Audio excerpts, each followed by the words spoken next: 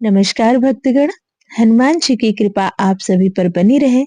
आज मंगलवार है। मंगलवार के दिन हनुमान जी के लिए व्रत रखा जाता है और उनकी कथा का पाठ किया जाता है। तो आइए मन में वीर बजरंगबली का स्मरण करते हुए श्रवण करते हैं मंगलवार व्रत की पावन कथा का। एक गांव में एक बुढ़िया माई रहती थी। वह मंगल देवता को अपना इष्ट देवता मानकर सदैव मंगलवार को व्रत रखती और मंगल देव का पूजन किया करती थी। उसका एक पुत्र था जो मंगलवार को उत्पन्न हुआ था। इस कारण उसको मंगलिया के नाम से पुकारा करती थी। मंगलवार के दिन वह ना तो घर को लीपती और ना ही पृथ्वी को खोदती। एक दिवस मंगल देवता उसकी श्रद्धा को देखने के लिए उसके घर में साधु रूप बनाकर आए और द्वार पर आवाज दी। बुढ़िया ने कहा, महाराज क्या आज्ञा है? साधु कहने लगा, बहुत भूख लगी है, भोजन बनाना है। इसके लिए तू थोड़ी सी पृथ्वी लीप दे तो तेरा पुण्य होगा। यह सुनकर बुढ़िया ने कहा, महाराज आज मंगलवार की व्रती हूँ, इसलिए मैं चौका नहीं लगा सकती। कहो तो जल का छिड़काव कर दूं, उस जगह भोजन बना लेना, या फिर मैं आपके लिए भोजन बना देती हूँ। साधु कहने लगा, मैं गोबर से लीपे चौके पर ही भोजन बनाता हूँ। बुढ़िया ने कहा, पृथ्वी लीपने के सिवाय और कोई सेवा हो तो मैं सब कुछ करने के लिए तैयार हूँ, परंतु गोबर से लीपूंगी नहीं। तब साधु ने कहा कि सोच समझकर उत्तर दो, जो कुछ मैं कहूंगा वह तुमको करना होगा। बुढ़िया कहने लगी, महाराज पृथ्वी लीपने के अलावा जो कुछ भी आज्ञा करेंगे उसका पालन अवश्य करूंगी। बुढ़िया ने ऐसा 3 बार वचन दे दिया। तब साधु कहने लगे, तू अपने लड़के को बुलाकर औंधा लिटा दे, मैं उसकी पीठ पर भोजन बनाऊंगा। साधु की बात सुनकर बुढ़िया चुप हो गई। तब साधु ने कहा, बुला ले लड़के को, अब सोच विचार क्या करती है? बुढ़िया मंगलिया मंगलिया कहकर पुकारने लगी। थोड़ी देर बाद लड़का आ गया। बुढ़िया ने कहा, जा बेटे, तुझको बाबा जी बुलाते हैं। लड़के ने बाबा जी से जाकर पूछा, क्या आज्ञा है महाराज? बाबा जी ने कहा, जाओ और अपनी माता जी को बुला लाओ। जब माता आ गई तो साधु ने कहा, तू ही इसको लिटा दे। बुढ़िया ने मंगल देवता का स्मरण करते हुए अपने लड़के को औंधा लिटा दिया और उसकी पीठ पर अंगीठी रख दी गई।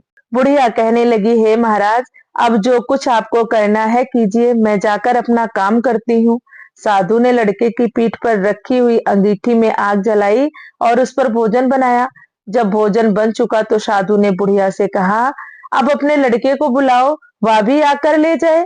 बुढ़िया कहने लगी, यह कैसे आश्चर्य की बात है कि उसकी पीठ पर आपने आग जलाई है और उसे ही प्रसाद के लिए बुलाते हैं। क्या यह संभव है? क्या अब भी आप उसको जीवित समझते हैं? आप कृपा करके उसका स्मरण भी मुझको मत कराइए और भोग लगाकर जहां जाना हो जाइए।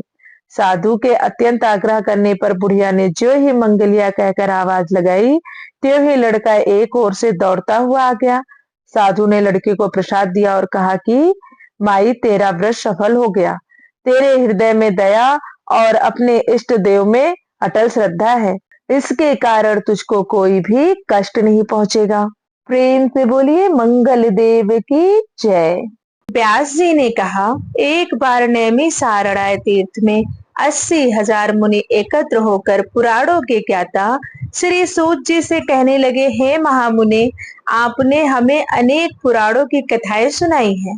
अब आप कृपा करके हमें ऐसा व्रत और कथा बताए जिससे करने से संतान की प्राप्ति हो तथा मनुष्यों को रोग शोक अग्नि सर्व दुख आदि का भय ना रहे, ये सब भय उससे दूर हो जाए।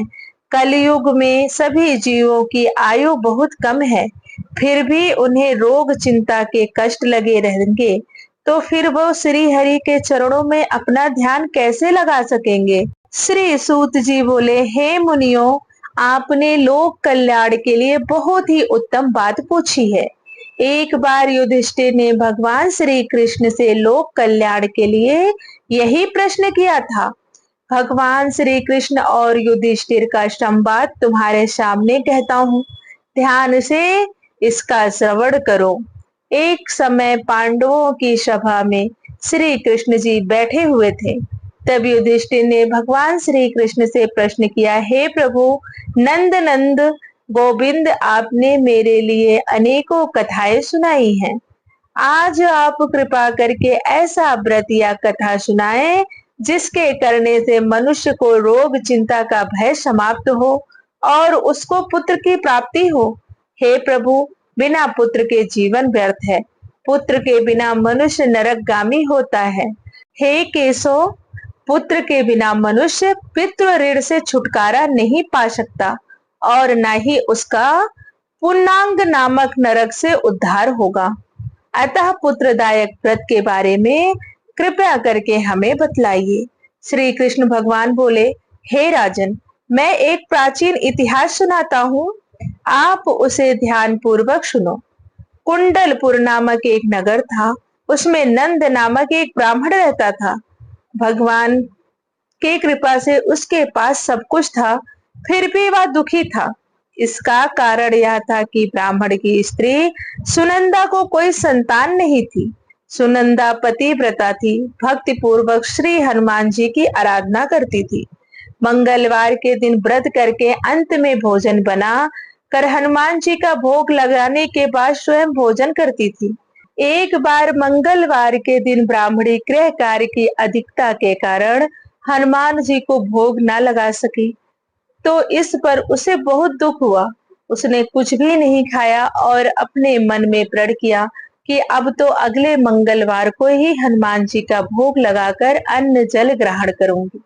ब्राह्मणी सुनंदा प्रतिदिन भोजन बनाती, श्रद्धा पूर्वक पति को खिलाती, परंतु स्वयं भोजन नहीं करती और मन ही मन हनुमान जी की आराधना करती थी। इसी प्रकार 6 दिन गुजर गए और ब्राह्मणी सुनंदा अपने निश्चय के अनुसार भूखी प्यासी निराहार रही। अगले मंगलवार को ब्राह्मणी सुनंदा प्रातः काल ही बेहोश होकर गिर पड़ी। ब्राह्मणी सुनंदा की इस असीम भक्ति के प्रभाव से श्री हनुमान जी बहुत प्रसन्न हुए और प्रकट होकर बोले, सुनंदा, मैं तेरी भक्ति से बहुत प्रसन्न हूँ, तू उठ और वर मांग। सुनंदा अपने आराध्य देव श्री हनुमान जी को देखकर आनंद की अधिकता से विह्वल हो श्री हनुमान जी के चरणों में गिरकर बोली, हे प्रभु, मेरी कोई संतान नहीं है, कृपा करके मुझे संतान प्राप्ति का आशीर्वाद दें, आपकी यदि कृपा होगी। श्री महावीर जी बोले, तेरी इच्छा पूर्ण होगी, तेरे एक कन्या पैदा होगी, उसके अष्टांग प्रतिदिन सोना दिया करेंगे। इस प्रकार कहकर श्री महावीर जी अंतर ध्यान हो गए। ब्राह्मणी सुनंदा बहुत हर्षित हुई और सभी समाचार अपने पति से कहकर ब्राह्मण देव कन्या का वरदान सुनकर बहुत दुखी हुए, परंतु सोना मिलने की बात सुनी तो बहुत प्रसन्न हुए। विचार किया कि ऐसी कन्या के साथ मेरी निर्धनता भी समाप्त हो जाएगी। श्री हनुमान जी की कृपा से ब्राह्मणी गर्भवती हुई और 10वें महीने में उसे बहुत ही सुंदर पुत्री प्राप्त हुई। यह बच्ची अपने पिता के घर में ठीक उसी तरह से बढ़ने लगी जिस प्रकार शुक्ल पक्ष का चंद्रमा बढ़ता है। 10वें दिन ब्राह्मण ने उस बालिका का नामकरण संस्कार कराया। उसके कुल पुरोहित ने उस बालिका का नाम रत्नावली रखा, क्योंकि यह कन्या सोना प्रदान किया करती थी। इस कन्या ने पूर्व जन्म में बड़े ही विधान से मंगल देव का व्रत किया था। रत्नावली का अष्टांग बहुत सा सोना देता था। उस सोने से नंदा ब्राह्मण बहुत ही धनवान हो गया और ब्राह्मणी भी बहुत अभिमान करने लगी थी। समय बीतता रहा। अब रत्नावली 10 वर्ष की हो चुकी थी। एक दिन जब नंदा ब्राह्मण प्रसन्नचित्त था, तब सुनंदा ने अपने पति से कहा, हे स्वामी, हमारी पुत्री रत्नावली अब विवाह के योग्य हो गई है, अतः आप कोई सुंदर तथा योग्य वर देखकर इसका विवाह संपन्न कर दें। यह सुनकर ब्राह्मण बोला, अभी तो रत्नावली बहुत छोटी है। तब ब्राह्मणी बोली, शास्त्रों की आज्ञा है कि कन्या 8वें वर्ष में गौरी, 9 वर्ष में राहिणी, 10वें वर्ष में कन्या, इसके पश्चात रजस्वला हो जाती है। गौरी के दान से पाताल लोक की प्राप्ति होती है, राहिणी के दान से बैकुंठ लोक की प्राप्ति होती है, कन्या के दान से इंद्रलोक में सुखों की प्राप्ति होती है। और स्वामी, अगर रजस्वला का दान किया जाता है तो घोर नरक की प्राप्ति होती है। अपनी पत्नी के मुख से यह बात सुनकर ब्राह्मण बोला, अभी तो रत्नावली मात्र 10 वर्ष की हुई है और मैंने तो 16-16 साल की कन्याओं के विवाह कराए हैं, अभी जल्दी क्या है। तब ब्राह्मणी सुनंदा बोली, आपको तो लोभ अधिक लगता है। शास्त्रों में कहा गया है कि माता पिता और बड़ा भाई रजस्वला कन्या को देखते हैं तो वह अवश्य ही नरकगामी होते हैं। तब ब्राह्मण बोला, अच्छी बात है, कल मैं अवश्य ही योग वर की तलाश में अपना दूत भेजूंगा। दूसरे दिन ब्राह्मण ने अपने दूत को बुलाया और आज्ञा दी कि जैसे सुंदर मेरी कन्या है वैसा सुंदर वर मेरी कन्या के लिए ढूंढ कर ले आओ। दूत अपने स्वामी की आज्ञा पाकर निकल पड़ा। पंपई नगर में उसने एक सुंदर लड़के को देखा। यह बालक एक ब्राह्मण परिवार का बहुत गुणवान पुत्र था। इसका नाम सोमेश्वर था। दूत ने इस सुंदर व गुणवान बालक के बारे में अपने स्वामी को पूर्ण विवरण दिया। ब्राह्मण नंदा को भी सोमेश्वर अच्छा लगा और फिर शुभ मुहूर्त में विधिवत कन्या दान करके ब्राह्मण ब्राह्मणी संतुष्ट हुए। परंतु ब्राह्मण के मन में तो लोभ समाया हुआ था। उसने कन्या दान तो कर दिया था पर वह बहुत खिन्न भी था। उसने विचार किया कि रत्नावली अब चली जाएगी और मुझे उससे जो सोना मिलता था वह सोना भी अब नहीं मिलेगा। मेरे पास जो धन था कुछ तो इसके विवाह में खर्च हो गया और जो शेष बचा है वह भी कुछ दिनों पश्चात समाप्त हो जाएगा। मैंने तो इसका विवाह करके बहुत बड़ी भूल कर दी। अब कोई ऐसा उपाय हो कि रत्नावली मेरे घर में ही बनी रहे, अपने ससुराल ना जावे। लोभ रूपी राक्षस ब्राह्मण के मस्तिष्क पर छाता जा रहा था। रात भर अपनी सैया पर बेचैनी से करवटें बदलते बदलते उसने एक बहुत ही क्रूर निर्णय किया। उसने विचार किया कि जब रत्नावली को लेकर उसका पति सोमेश्वर अपने घर के लिए जाएगा तो वह मार्ग में छिपकर सोमेश्वर का वध कर देगा और अपनी लड़की को अपने घर ले आवेगा, जिससे नियमित रूप से उसे सोना भी मिलता रहेगा और समाज का कोई भी मनुष्य उसे दोष भी नहीं दे सकेगा। प्रातः काल हुआ तो नंद और सुनंदा ने अपने जमाई तथा लड़की को बहुत सारा धन देकर विदा किया। सोमेश्वर अपनी पत्नी रत्नावली को लेकर ससुराल से अपने घर की तरफ चल दिया। ब्राह्मण नंद महालोभ के वशीभूत हो अपनी मति को खो चुका था। पाप पुण्य को उसे विचार न रहा। अपने भयानक व क्रूर निर्णय कार्य रूप देने के लिए उसने अपने दूत को मार्ग में अपने जमाई का वध करने के लिए भेज दिया था, ताकि रत्नावली से प्राप्त होने वाला सोना उसे हमेशा मिलता रहे और वह कभी निर्धन न हो। ब्राह्मण के दूत ने अपने स्वामी की आज्ञा का पालन करते हुए उसके जमाई सोमेश्वर का मार्ग में ही वध कर दिया। समाचार प्राप्त कर ब्राह्मण नंदा मार्ग में पहुंचा और रुदन करती हुई अपनी पुत्री रत्नावली से बोला, हे पुत्री, मार्ग में लुटेरों ने तेरे पति का वध कर दिया है। भगवान की इच्छा के आगे अब किसी का वश नहीं चलता है। अब तू घर चल, वहां पर ही रहकर शेष जीवन व्यतीत करना, जो भाग्य में लिखा है वही होगा। अपने पति की अकाल मृत्यु से रत्नावली बहुत दुखी हुई। करुण क्रंदन से रुदन करते हुए अपने पिता से बोली, हे पिताजी, इस संसार में जिस स्त्री का पति नहीं उसका जीवन व्यर्थ है। अपने पति के साथ ही अपने शरीर को जला दूंगी और सती होकर इस जन्म को माता पिता के नाम को तथा सास ससुर के यश को सार्थक करूंगी। ब्राह्मण नंदा अपनी पुत्री रत्नावली के वचनों को सुनकर बहुत दुखी हुआ और मन में विचार करने लगा, मैंने व्यर्थ ही जमाई का वध कर पाप अपने सिर लिया। रत्नावली तो उसके पीछे अपने प्राण देने को तैयार है। मेरा तो दोनों तरफ से मरण हो गया। धन तो अब मिलेगा नहीं। जमाई वध के पाप के फलस्वरूप यम यातना भी भुगतनी पड़ेगी। यह सोचकर वह बहुत खिन्न हुआ।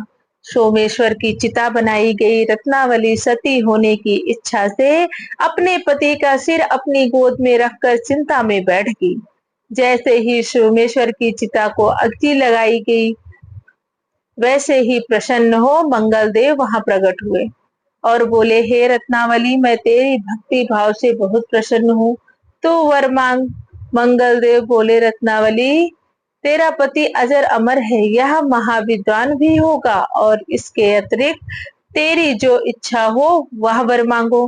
तब रत्नावली बोली, हे ग्रहों के स्वामी, यदि आप मुझ पर प्रसन्न हैं तो मुझे यह वरदान दीजिए कि जो भी मनुष्य मंगलवार के दिन प्रातः काल लाल पुष्प लाल चंदन से पूजा करके आपका स्मरण करे, उसको रोग व्याधि न हो, स्वजनों का कभी वियोग न हो, सर्प अग्नि तथा शत्रुओं का भय न रहे। जो स्त्री मंगलवार का व्रत करे वह कभी विधवा न हो। मंगल देव तथास्तु कहकर अंतर ध्यान हो गए। सोमेश्वर मंगल देव की कृपा से जीवित हो उठा। रत्नावली अपने पति को पुनः प्राप्त कर बहुत प्रसन्न हुई और मंगल देव का व्रत प्रत्येक मंगलवार को करके व्रत राज और मंगल देव की कृपा से इस लोक में सुख ऐश्वर्य को भोगते हुए अंत में अपने पति के साथ स्वर्गलोक को गई। प्रेम से बोलिए वीर बजरंगबली हनुमान की जय, मंगल देवता की जय।